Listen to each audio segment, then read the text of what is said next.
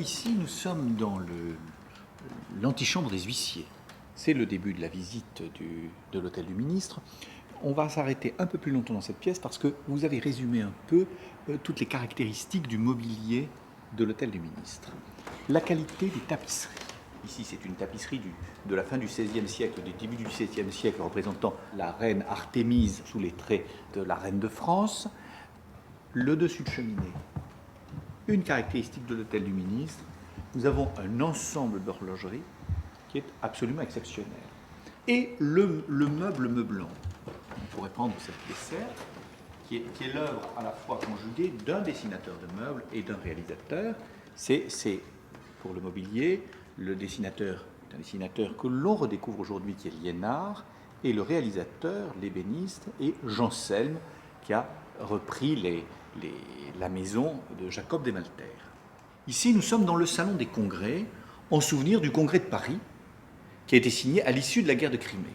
Ce congrès de Paris réunissait l'ensemble des puissances qui avaient participé à la guerre de Crimée sous l'égide de Napoléon III, et je dirais que c'est un peu l'apogée du règne de Napoléon III et la grande période de vie de cet édifice.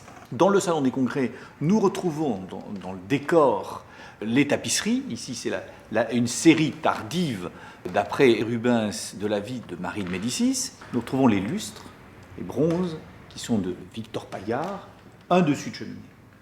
Alors, ici, au premier niveau de l'hôtel du ministre, nous sommes dans le bureau même du ministre. C'est une pièce précieuse, avec des décors chargés, un mobilier, lui aussi ancien et précieux, comme ces meubles boules, ce salon de réception, mais également, à la demande de l'actuel ministre lui-même, un mobilier dû à un designer contemporain, un jeune designer, Koufous, pour son bureau. Alors ici, nous sommes dans le salon de l'horloge, en raison de la présence au-dessus de la cheminée de cette horloge, mais qui a été aussi également une salle de concert et une salle de bal à l'époque où le ministre des Affaires étrangères donnait ce type de réception. La particularité vient de l'extrême luxe des retombées des voûtes, et ces sculptures et ces dorures. Je m'arrêterai sur les peintures qui se trouvent au-dessus des portes, qui représentent les 4 continents, exprimant bien la fonction de cet édifice lui-même, et qui ont été peintes par un peintre qui s'appelle Vauchelet, peintre du XIXe siècle.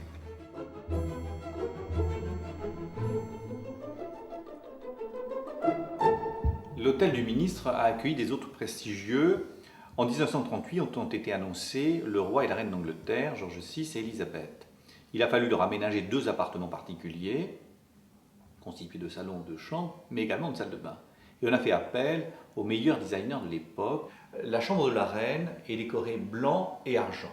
On le voit sur la baignoire, sur la vasque, et de glace.